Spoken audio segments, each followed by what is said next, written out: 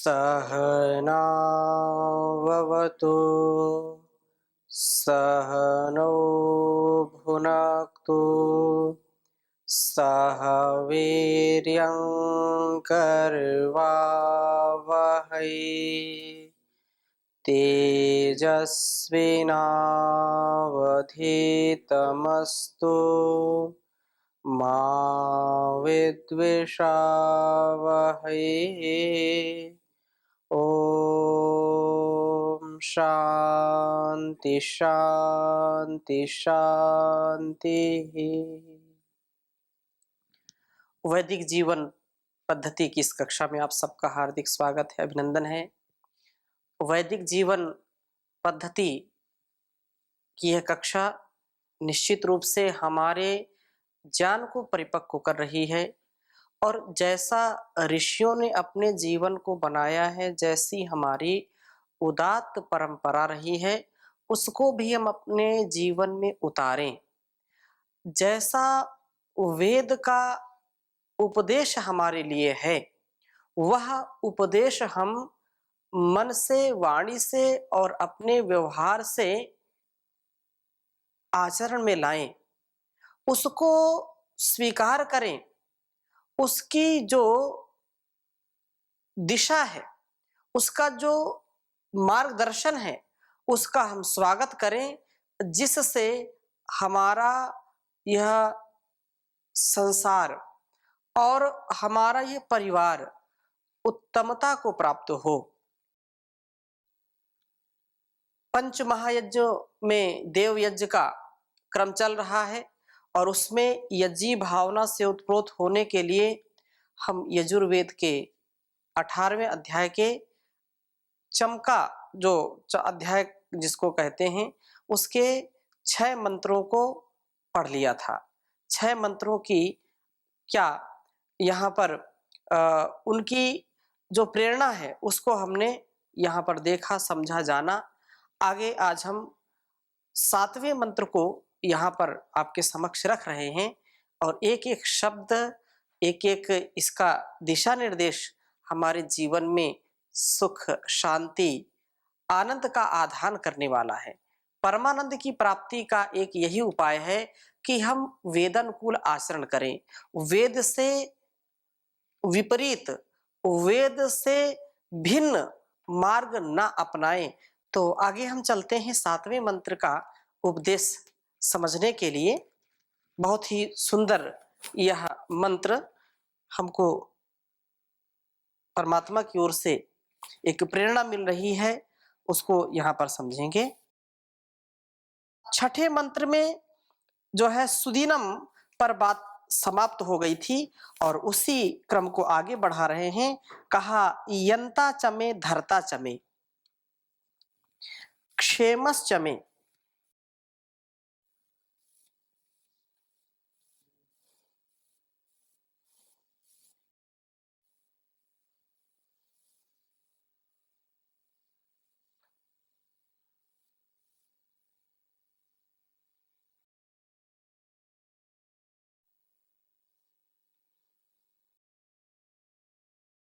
क्षेमश्चमे धृतिश्चमे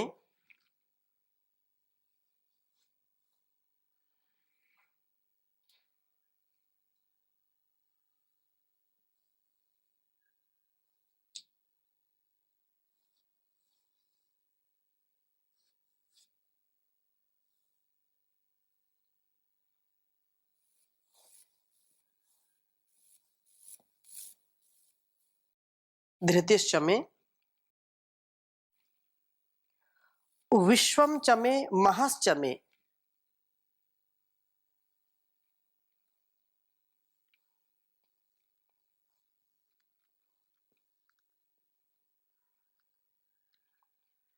विश्वम चमे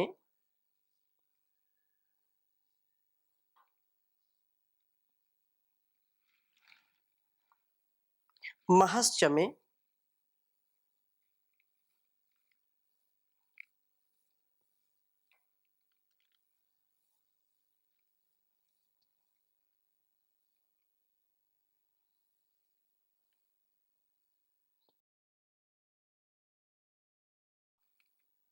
संविच्चमे,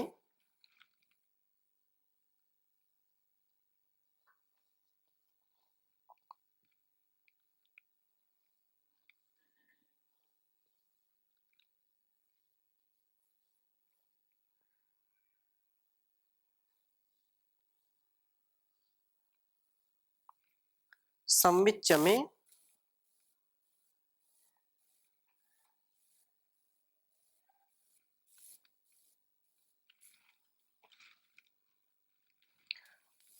जात्रम चमे,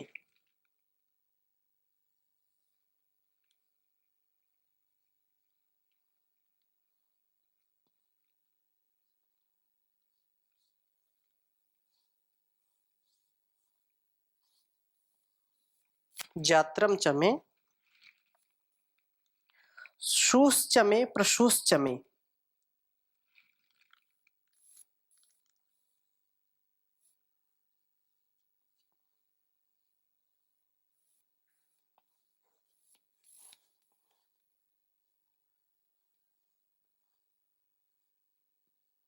शूश्चमे, प्रशूश्चमे,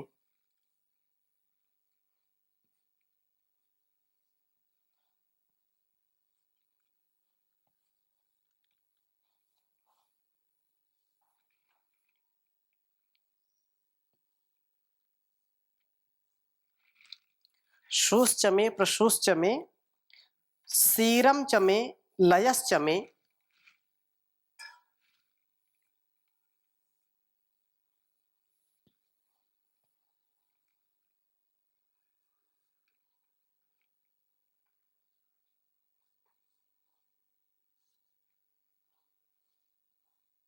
serum चमे, लयश्चमे,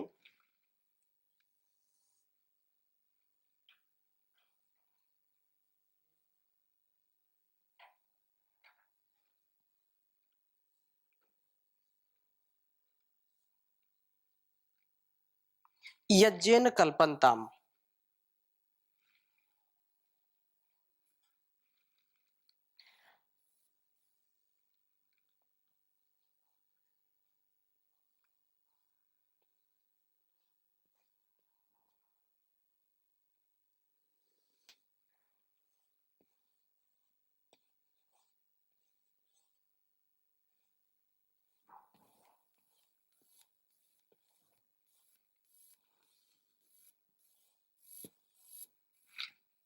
ये आपका यजुर्वेद के 18वें अध्याय का 7वां मंत्र हो गया। उच्चारण करेंगे। यंता चमे, धर्ता चमे, क्षेमश्चमे, धृतिश्चमे, विश्वम चमे, महश्चमे, संविच्चमे, जात्रम चमे, शूश्चमे, प्रशूश्चमे, सीरम चमे, लयश्चमे, यज्ञेन कल्पन्ताम्। यंता चमे, धर्ता चमे, क्षेमश्चमे, धृतिश्चमे, विश्वम चमे, महश्चमे, संविच्चमे, जात्रम चमे, शूश्चमे, प्रशूश्चमे, सीरम चमे, लयश्चमे, यज्ञेन कल्पन्ताम्। इस मंत्र का भाव इस प्रकार से है कि जो पिछले मंत्र में अर्थात हमने जो छठे मंत्र में कुछ स्वाध्याय किया था और उसमें यह कहा था सुशास चमे सुदिनम चमे यज्ञेन कल्पन्ताम्, कि सुदिन पर समाप्ति उस मंत्र की हुई थी और यह मेरा सारा दिन उत्तमता से बीत तभी सकता है कि यदि मैं इंद्रिय अश्वों को आत्मवश्य करके विचरण करूं। इसलिए प्रस्तुत मंत्र का प्रारंभ इस प्रकार से करते हैं कि यंता चमे, अर्थात यंता, यंत्रित्व, मेरा आत्मा इस शरीर रथ से जुते हुए इंद्रियाश्वों का नियंत्रण करने वाला हो।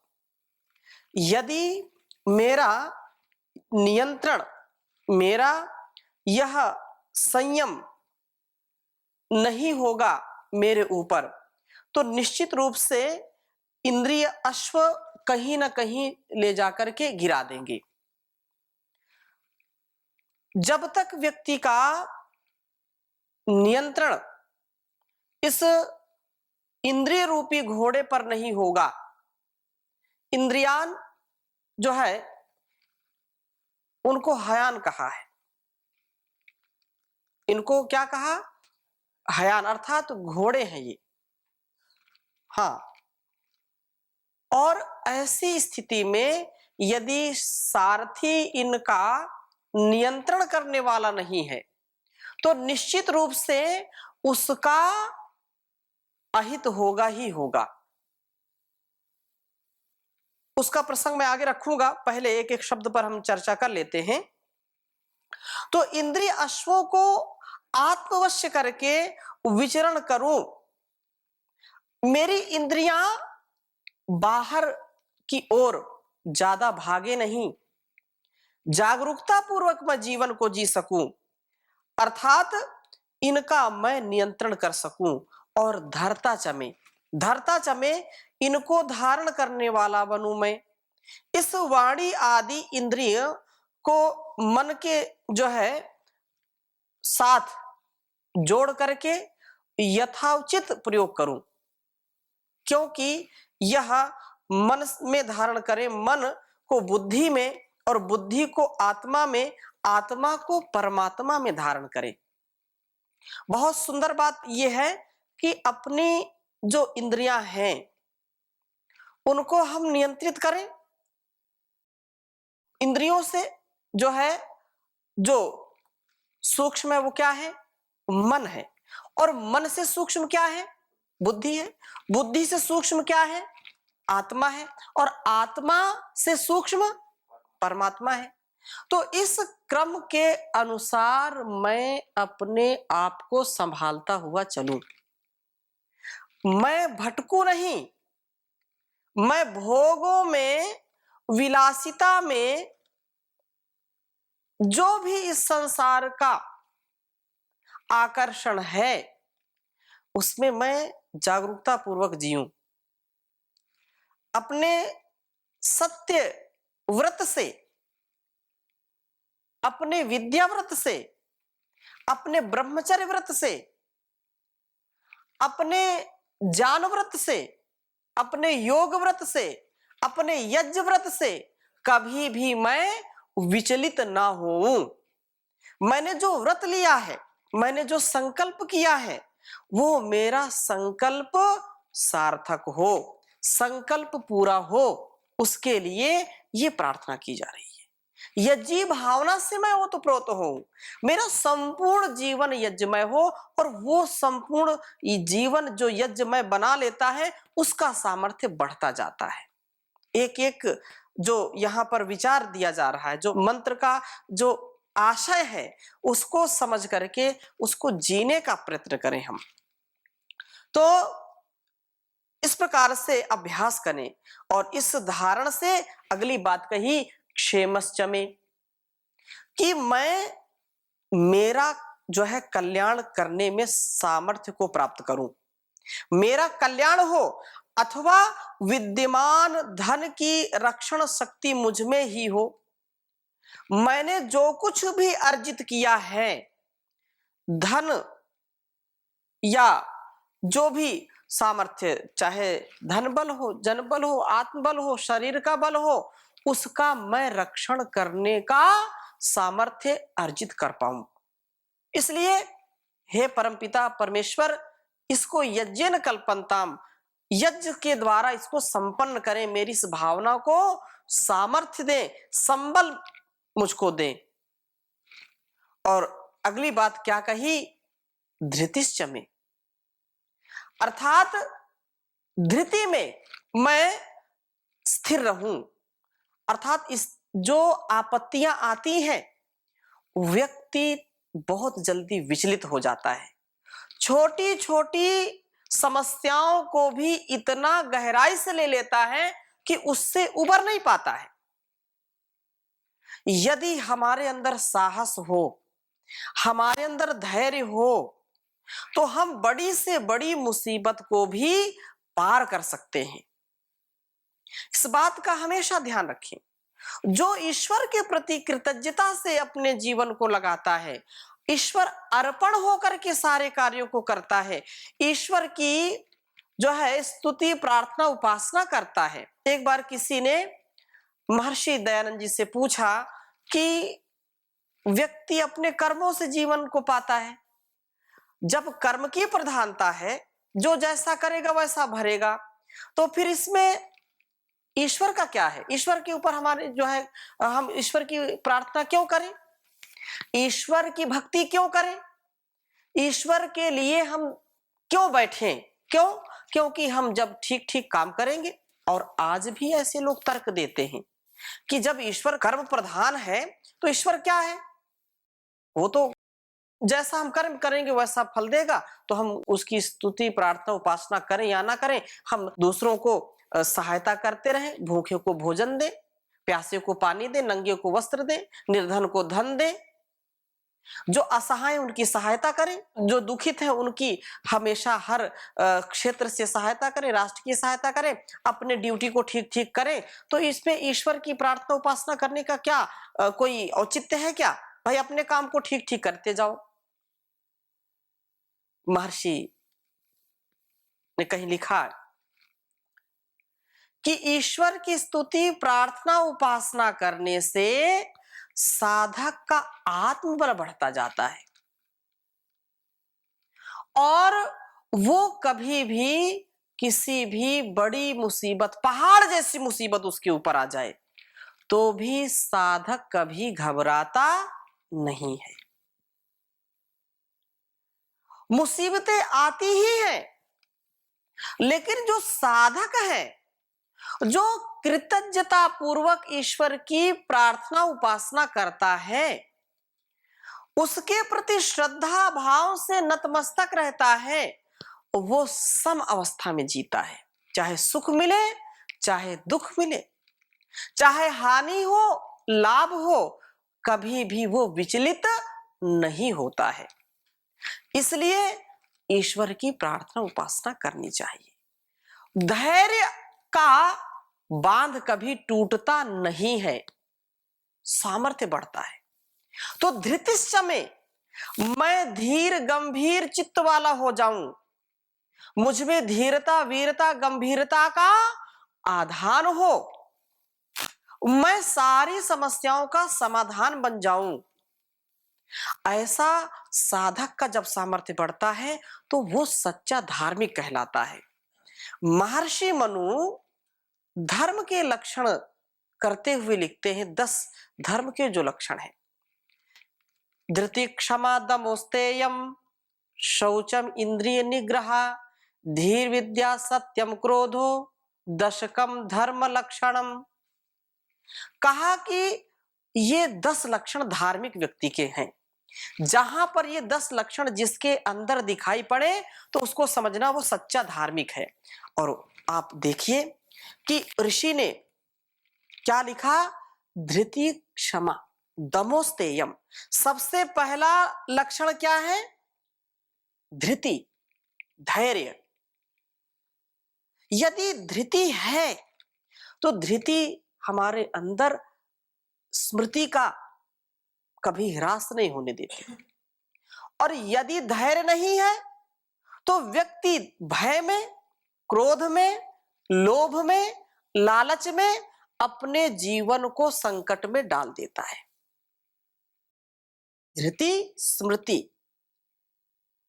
ये बहुत आवश्यक है।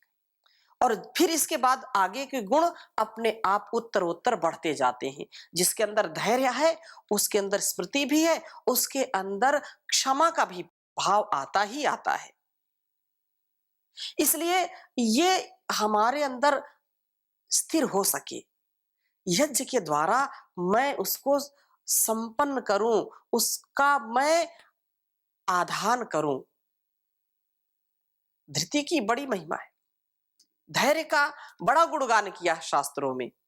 अतः भर्तरी भी लिखते हैं, धैर्यं यस्य पिता क्षमा च जननी शान्तिश्चिरं गेहिनी सत्यं मित्रमिदं दया च भगिनी भ्राता मनः संयमः शय्या भूमितलं दिशोऽपि वसनं ज्ञानामृतं भोजनं हेते यस्य कुटुम्बिनो वद सखे कस्माद् भयं योगिनः कस्माद् भयं योगिना।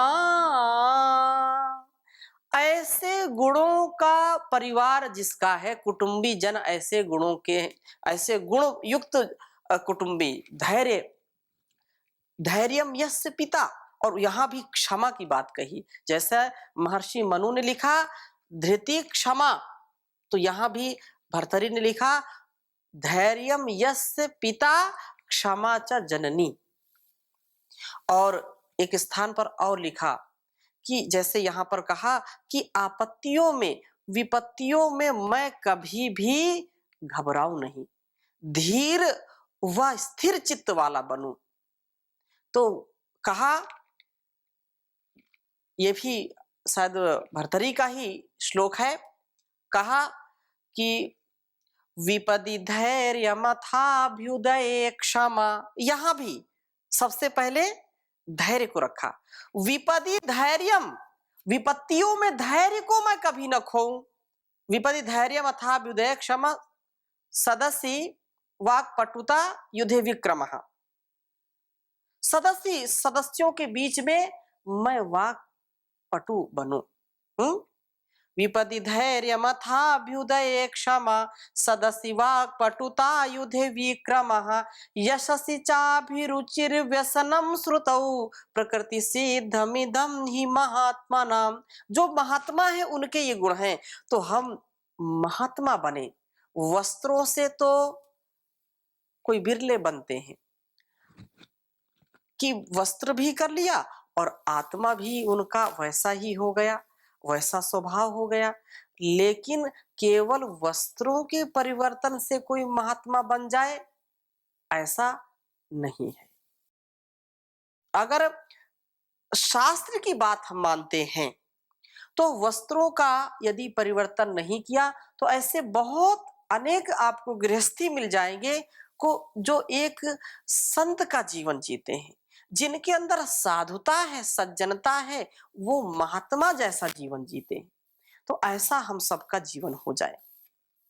विश्वम चमे, अगली बात क्या कही, विश्वम चमे, धैर्य के द्वारा मैं संपूर्ण संसार में प्रविष्ट परमात्मा को भी प्राप्त करूं। कुछ लोग धैर्य खो देते हैं, विश्वम चमे, उस परमात्मा को जो है प्राप्त करने में चूक जाते हैं। क्यों?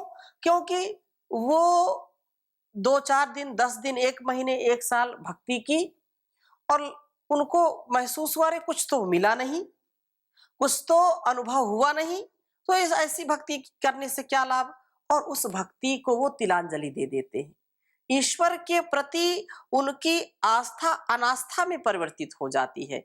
तो उनके लिए भी कहा विश्वम चमे, कि एक तो धृति आ जाए और इस महान कार्य में अपने जीवन को लगा दें हम, और इस जीवन में हो जाए तो बहुत अच्छा है। अंतिम श्वास तक कभी भी निराशा नहीं आनी चाहिए, चाहे वो युवक हो, युवती हो, गृहस्थी हो, सन्यासी हो, वानप्रस्थी हो, ब्रह्मचारी हो, कर्मचारी हो, चाहे स्त्री हो या पुरुष हो, पति हो या पत्नी हो, सबका ये उत्तरदायित्व है कि अपने जीवन को उन्नत बनाएं। जब उन्नत बनाएंगे तो विश्वम चमे, उस परमात्मा का पूरे विश्व के रूप में दर्शन करें। ये परम आवश्यक है, धैर्य के बिना हो नहीं सकता। धैर्य बहुत आवश्यक है। चाहे आपत्ति गोस्वामी तुलसीदास जी ने भी रामचरितमानस में लिखा, क्या लिखा? धीरज धर्म मित्र अरुनारी, आपद काल परखियहि चारी। इन चार की परीक्षा करनी चाहिए व्यक्ति को।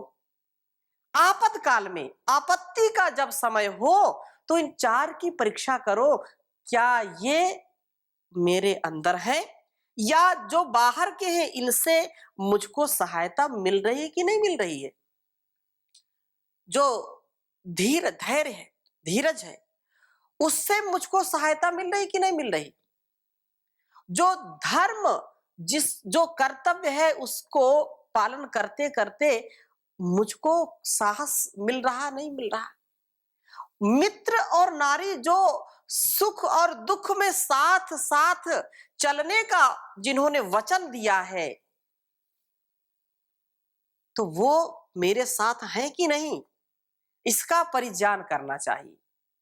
इसलिए कहा विश्वम चमे, धैर्य के साथ उस परमात्मा का भी हमको साक्षात्कार करना है।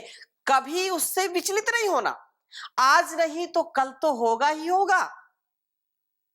इस जीवन में ना सही अगले जीवन में होगा। अतः हमको इस पर बहुत विश्वास साथ। सतु दीर्घ काल नैर्यंतर सत्कार आसेविता दृढ़ भूमि। ऐसी भावना जो ऋषियों के उपदेश है उसको हमको ढालना चाहिए अपने स्वभाव में। लोग तो कहेंगे, अरे तुम बहुत भक्त बनते हो, ईश्वर तुम्हारा कहाँ है, तुम मुसीबत में फंसे हो, इतना याद करते हो सुबह शाम, तो रक्षा करने तो आया नहीं। उनकी परवाह नहीं करना। कुछ तो लोग कहेंगे, लोगों का काम है कहना। कहने दो, कहने दो। आप अपने जीवन में उस आनंद को बहने दो। अपने जीवन को ऐसे ही बनाएंगे। आज की कक्षा में यहीं तक, शेष चर्चा अगली कक्षा में करेंगे। ओम शांति शांति शांति।